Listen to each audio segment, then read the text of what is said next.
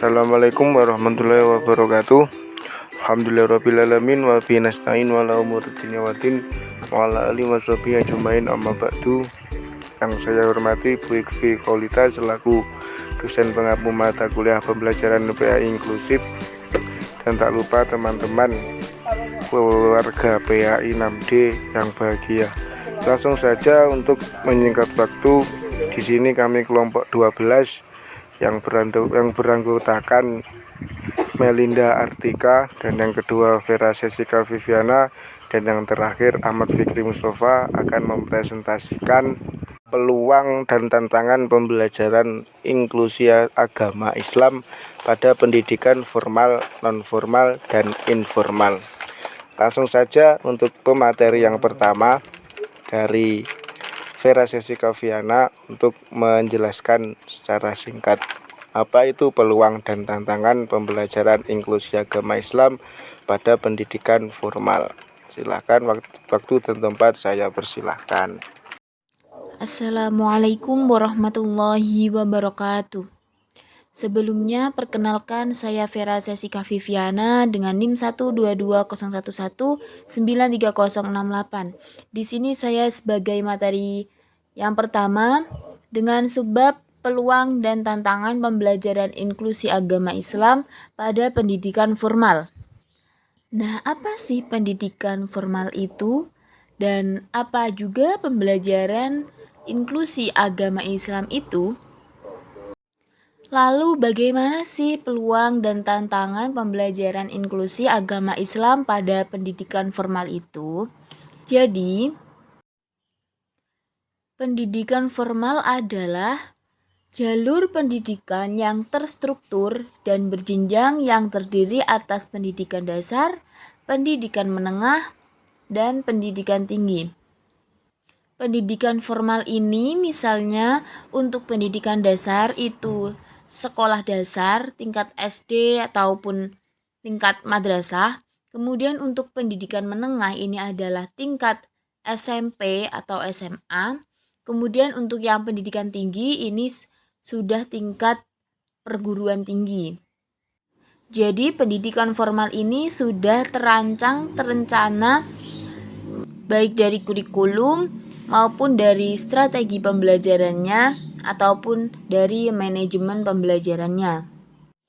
Selanjutnya, apa pengertian dari pembelajaran inklusi?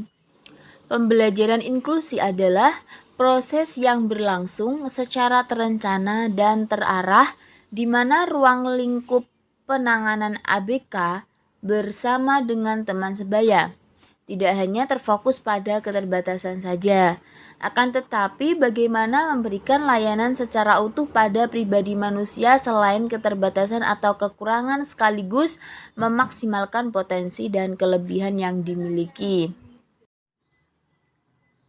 Jadi, pendidikan inklusi ini memberikan kesempatan kepada semua peserta didik yang mempunyai kelainan dan memiliki potensi kecerdasan atau bakat istimewa untuk mengikuti pendidikan secara bersama-sama dengan peserta didik umumnya. Pada pendidikan inklusif ini, peserta didik akan mendapatkan pendidikan tanpa memandang kondisi anak tersebut. Lalu dengan pendidikan inklusi atau pembelajaran inklusi agama Islam ini, peserta didik itu diharapkan dapat menjadi manusia beriman dan bertakwa kepada Allah dengan memahami dan mengamalkan ajaran Islam. Nah, Islam itu juga mengajarkan agar anak-anak yang berkebutuhan khusus itu mendapatkan pendidikan seperti anak normal, sehingga mereka dapat tumbuh dan berkembang sesuai dengan fitrahnya sebagai makhluk yang bisa dididik. Hal ini terdapat pada Quran Surah An-Nisa ayat 9. A'udzu billahi minasyaitonir rajim. Bismillahirrahmanirrahim. وَلْيَخْشَ الَّذِينَ لَوْ تَرَكُوا مِنْ خَلْفِهِمْ ذُرِّيَّةً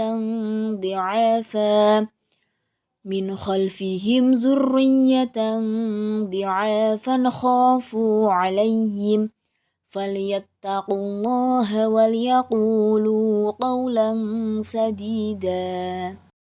Yang artinya, dan hendaklah takut kepada Allah orang-orang yang sekiranya mereka meninggalkan keturunan yang lemah di belakang mereka yang mereka khawatir terhadap kesejahteraannya. Oleh sebab itu, hendaklah mereka bertakwa kepada Allah dan hendaklah mereka berbicara dengan tutur kata yang benar. Quran Surah An-Nisa ayat 9. Jadi atas dasar Quran Surah An-Nisa ayat 9 ini, maka jelas Islam itu juga menunjukkan betapa sangat berartinya manusia yang sempurna berperan aktif dalam mendidik anak-anak berkebutuhan khusus, agar kelak tidak menjadi manusia yang lemah dan tidak menjadi beban bagi kehidupan sosialnya. Pada kehidupan sosial ini, kemungkinan ia akan bermental lemah atau ia akan insecure kalau bahasa sekarang. Ia tidak terbangun mentalnya, dia tidak pede, tidak percaya diri, sehingga itu akan mempengaruhi kehidupan ia ke depannya. Sistem pembelajaran pendidikan agama Islam dalam setting inklusi ini merupakan serangkaian perangkat pembelajaran pendidikan agama Islam yang terorganisasi secara rapi dan teratur, serta saling berinteraksi dan bertoleransi dalam proses pembelajaran PAI untuk para siswa inklusif. Tujuannya itu agar dapat menuntaskan tujuan pembelajaran PAI dengan kompetensi yang diharapkan, serta mampu mengembangkan potensi mereka dalam bidang PAI secara optimal. Dengan pembelajaran inklusi agama ini memberikan peluang diantaranya yaitu yang pertama, memberikan peluang pemahaman yang benar tentang pendidikan agama, maka pembentukan sikap dan kebiasaan yang baik akan dapat terwujud. Dengan peluang tersebut diharapkan ABK ini memiliki kekuatan spiritual keagamaan, pengendalian diri, kepribadian, kecerdasan, akhlak mulia, dan keterampilan. Jika terlaksana pembelajaran inklusi agama Islam ini pada pendidikan formal, maka akan berdampak positif yang sesuai dengan syariat agama Islam. Untuk tantangan pembelajaran inklusi agama Islam pada pendidikan formal itu, yang pertama adalah kurang mendapatkan perhatian dari pemerintah. Yang kedua, pengelola pendidikan inklusi terfokus pada pemberian pada penguatan skill keterampilan, bukan spiritual agama. Dan yang terakhir adalah minimnya model pendidikan agama yang dapat diaplikasikan yang cocok ataupun sesuai dengan ABK. Terima kasih atas kesempatan yang telah diberikan. Mohon maaf apabila banyak kekurangan dan kesalahan dari saya. Wassalamualaikum warahmatullahi wabarakatuh. Materi kedua yaitu peluang dan tantangan pembelajaran inklusi agama Islam pada pendidikan non-formal akan disampaikan oleh Ahmad Fikri Mustafa. Silakan, waktu dan tempatnya dipersilahkan. Assalamualaikum warahmatullahi wabarakatuh. Di sini saya akan menjelaskan peluang dan tantangan pembelajaran inklusi agama Islam pada pendidikan non-formal, yaitu peluang-peluang di era globalisasi. Di samping lahirnya tantangan-tantangan sebagai konsekuensi dari era globalisasi tersebut, juga membuka peluang-peluang yang perlu dimanfaatkan guna memberi kesejahteraan bagi umat manusia. Adapun peluang-peluang tersebut diantaranya yaitu yang pertama, tersedianya informasi. Dengan tersedianya informasi, berita dari luar negeri yang terdiri dari informasi, ilmu pengetahuan, dan teknologi atau disingkat dengan IPTEK, informasi iman dan takwa atau IMTAK, dan informasi yang merupakan indikator-indikator ekonomi akan mempercepat peningkatan penguasaan ilmu pengetahuan dan teknologi. Iman dan takwa serta antisipasi yang cepat serta tepat dalam kegiatan-kegiatan ekonomi globalisasi, menyentuh tepat dalam kegiatan-kegiatan ekonomi globalisasi berbagai bidang kehidupan manusia seperti kegiatan ekonomi, perdagangan, dan kebudayaan yang akan melahirkan karakter peradaban dunia yang berbeda dari peradaban dunia sebelum era globalisasi. Yang kedua yaitu tersedianya atau masuknya modal. Besarnya jumlah modal yang tersedia di luar negeri yang siap memasuki negara yang lebih menarik untuk melakukan investasi. Hal ini akan menjadi peluang yang positif bagi dunia ekonomi khususnya dan dunia usaha pada umumnya. Yaitu yang tantangan pendidikan agama Islam pada era globalisasi. Pendidikan Islam di zaman ini menghadapi tantangan-tantangan yang serius untuk tetap eksis di dunia pendidikan. Adapun tantangannya adalah sebagai berikut. Yang pertama yaitu orientasi dan tujuan pendidikan. Yang kedua, pengelolaan atau manajemen. Sistem manajemen ini yang akan mempengaruhi dan mewarnai keputusan dan kebijakan yang ditetapkan dalam sebuah lembaga pendidikan. Yang ketiga yaitu orientasi dan tujuan pendidikan. Yang terakhir yaitu pengelolaan ini yang akan mempengaruhi dan mewarnai keputusan dan kebijakan yang diterapkan dalam sebuah lembaga pendidikan.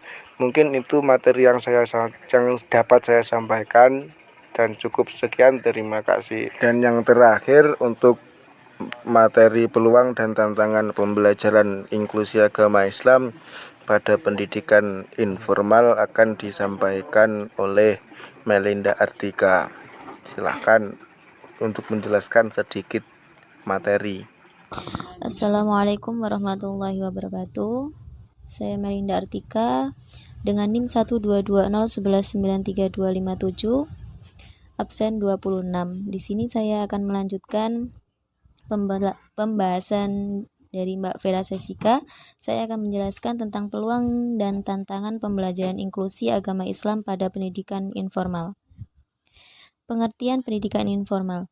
Pendidikan informal merupakan metode pendidikan dari keluarga dan lingkungan tertentu terhadap kegiatan belajar individu yang dilaksanakan dengan bertanggung jawab. Pengertian pendidikan inklusi atau pembelajaran inklusi.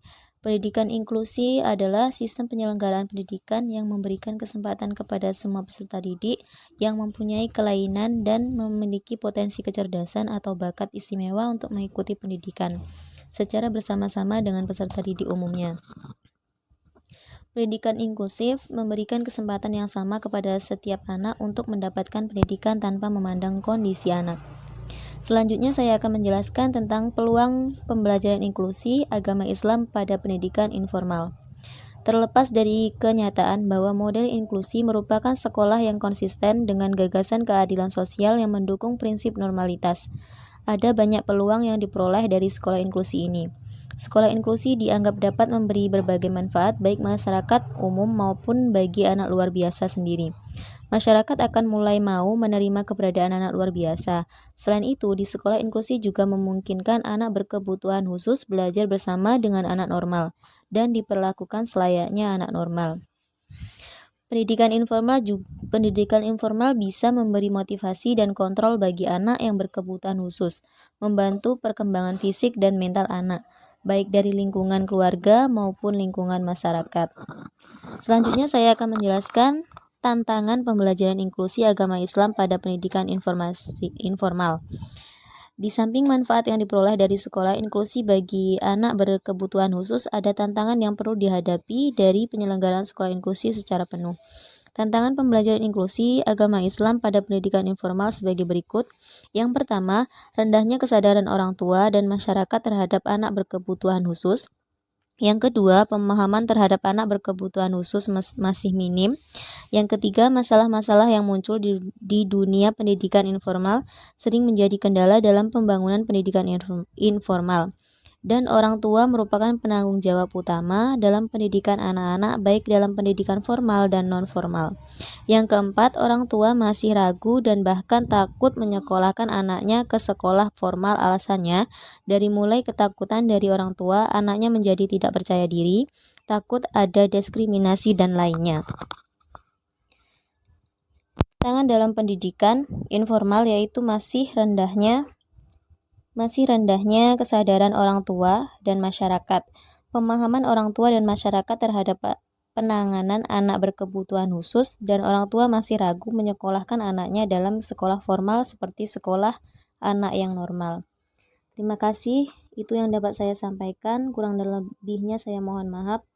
Wassalamualaikum warahmatullahi wabarakatuh. Sekian penjabaran dari kelompok kami. Apabila ada kesalahan dan kekhilafan, saya meminta maaf yang sebesar-besarnya. Billahi taufik wal hidayah. Assalamualaikum warahmatullahi wabarakatuh.